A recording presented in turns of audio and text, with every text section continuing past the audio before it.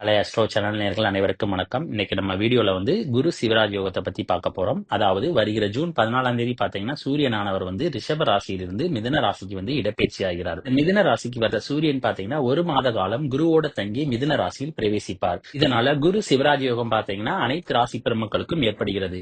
இந்த குரு சிவராஜ் யோகத்தினால பாத்தீங்கன்னா அனைத்து ராசி பெருமக்களுக்கும் நன்மைகள் பாத்தீங்கன்னா நிறைய நடக்கும். அது என்னென்ன நன்மைகள் என்பது இப்ப நம்ம டீட்டெயிலா ஒவ்வொரு ராசிக்கும் நம்ம பார்ப்போம். அதுக்கு முன்னால குரு சிவராஜ் யோகம்னா என்ன அப்படிங்கறத தெரிஞ்சுக்கணும்.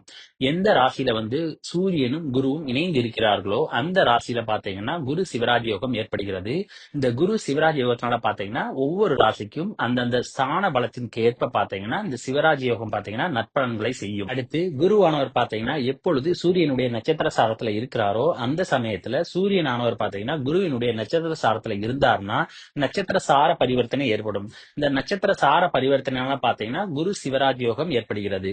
இந்த குரு சிவராஜ் யோகத்தினால பாத்தீங்கன்னா நிச்சயம் அவர்கள் இருக்கக்கூடிய ஸ்தான பலத்திற்கு ஏற்ப பாத்தீங்கன்னா நிச்சயம் நற்பலன்கள் அனைத்து ராசி பெருமக்களுக்கும் நடக்கும். அடுத்து மூன்றாவதாக குருவானவர் பாத்தீங்கன்னா எப்பொழுது சூரியனுக்கு சமசப்தமாக வருகிறாரோ அந்த சமயத்துல பாத்தீங்கன்னா குரு சிவராஜ் யோகம் ஏற்படும். அதாவது குருவினுடைய 7ஆம் பார்வை பாத்தீங்கன்னா சூரியன் மேல விழுகும், சூரியனுடைய 7ஆம் பார்வை பாத்தீங்கன்னா குருவின் மேல விழுகும். இதனால குரு சிவராஜ் யோகம் ஏற்படும். இந்த சிவராஜ் யோகம் பாத்தீங்கன்னா மற்ற அமைப்பை காட்டிலும் அதிக அளவு நற்பலன்கள் பாத்தீங்கன்னா அனைத்து ராசி பெருமக்களுக்கும் இந்த சிவராஜ் யோகம் செய்யும். உங்களுடைய ஜாதகத்துல தற்போது குரு தசையோ குரு புத்தியோ அல்லது சூரிய தசையோ சூரிய புத்தியோ நடந்துச்சுன்னா இப்ப நான் சொல்லக்கூடிய நற்பலன்கள் பாத்தீங்கன்னா உங்களுக்கு இந்த சமயத்தில் நிச்சயம் நடைபெறுவதற்கான வாய்ப்புகள் இருக்கிறது. இனி ஒவ்வொரு ராசிக்கும் இந்த சிவராஜ் யோகத்தினால என்னென்ன நற்பலன்கள் நடக்கும் அப்படிங்கறத நம்ம இப்ப பார்ப்போம். துலாம் ராசிக்காரர்களே, உங்களுடைய ராசிக்கு 8ஆம் இடத்துல குருவும் சூரியனும் இணைந்து சிவராஜ் யோகத்தை ஏற்படுத்துகிறார். இந்த குரு பாத்தீங்கன்னா உங்களுடைய ராசிக்கு 2 மற்றும் 5ஆம் இடத்துக்குரிய அதிபதி, சூரியன் பாத்தீங்கன்னா உங்களுடைய ராசிக்கு 10ஆம் இடத்துக்குரிய அதிபதி. இவர்கள் இருவரும் 8ஆம் இடத்துல இருந்து 7ஆம் பார்வையாக 2ஆம் இடத்தை பார்க்கறதுனால உங்களுடைய வீட்டுல பாத்தீங்கன்னா நிச்சயம் சுபகாரிய நிகழ்ச்சிகள் நடைபெறுவதற்கு வாய்ப்பு இருக்கிறது. இந்த சுபகாரிய நிகழ்ச்சிகள் பாத்தீங்கன்னா பெரும்பாலும் உங்களுக்கு திருமணம் அமைவதற்கான வாய்ப்பாகவும் இருக்கலாம்.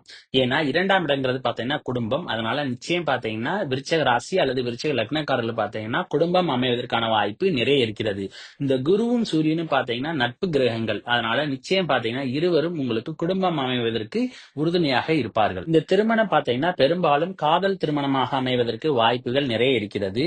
அதோட இந்த சூரியன் பாத்தீங்கன்னா 10ஆம் இடத்துக்குரிய அதிபதி, பெரும்பாலும் வேலை பார்க்கும் இடத்துல உள்ள பெண்களையோ அல்லது ஆண்களையோ மணப்பதற்கான வாய்ப்புகள் அதிகம் அமையலாம். இந்த குரு பாத்தீங்கன்னா உங்களுடைய ராசிக்கு தனஸ்தான அதிபதி, அதுவும் இல்லாம தனக்காரகன் கூட. அதோட இந்த சூரியன் பாத்தீங்கன்னா 10ஆம் இடத்துக்குரிய அதிபதி. 10ங்கிறது பாத்தீங்கன்னா தொழில் ஸ்தானம். அதனால நிச்சயம் பாத்தீங்கன்னா தொழிலின் மூலமாக உங்களுக்கு வருமானங்கள் வருவதற்கான வாய்ப்பு இருக்கிறது.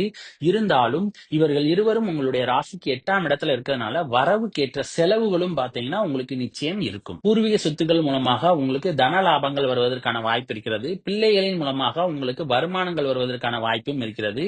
உங்களுடைய வீட்டுல பாத்தீங்கன்னா தங்கம் வாங்கக்கூடிய யோகம் இந்த சமயத்தில் நிச்சயம் காத்திருக்கிறது. குடும்பத்துல பாத்தீங்கன்னா நீங்க கோபமாக பேசக்கூடிய வாய்ப்புகள் அமையும். அதனால முடிந்த அளவுக்கு கோபத்தை தனித்துக் கொள்வது நல்லது. தானியங்களை விவசாயம் செய்கிற விவசாயிகளுக்கு பாத்தீங்கன்னா அரசு மானியங்கள் அல்லது அரசு சலுகைகள் கிடைப்பதற்கான வாய்ப்புகள் இருக்கிறது. ஆரம்ப கல்வி படிக்கிற மாணவ மாணவிகள் பாத்தீங்கன்னா நீங்க கவர்மெண்ட்ல ஏதாவது ஒரு மெடல் இல்ல ஒரு அவார்ட் இல்லைன்னா கவர்மெண்ட்ல ஒரு ரெகக்னேஷன் இந்த மாதிரியான ஏதாவது ஒரு விஷயங்கள் உங்களுக்கு நடப்பதற்கான வாய்ப்புகள் அதிக அளவு இருக்கிறது. கடந்த காலத்துல பாத்தீங்கன்னா ஏதாவது ஒரு வியாதினால நீங்க அவஸ்தைப்பட்டிருந்தீங்கன்னா இந்த சமயத்துல அதற்கான தீர்வுகள் கிடைப்பதற்கான வாய்ப்பு இருக்கிறது. கண் சம்பந்தமான தொந்தரவுகள் ஏதாவது இருந்திருந்தீங்கன்னா அதுல குணமாவதற்கான வாய்ப்புகள் உங்களுக்கு அதிக அளவு இருக்கிறது. அதே மாதிரி கடந்த காலத்துல ஏதாவது நீங்க அவமானங்கள் பட்டிருந்தீங்கன்னா அதிலிருந்து மீண்டு வருவதற்கான வாய்ப்புகள் உங்களுக்கு அமையும். அப்புறம் இந்த வீடியோ பிடிச்சிருந்தா லைக் பண்ணுங்க, ஷேர் பண்ணுங்க, கமெண்ட் பண்ணுங்க. மறக்காம பக்கத்துல உள்ள பெல் பட்டனை கிளிக் பண்ணிருங்க. தேங்க்யூ.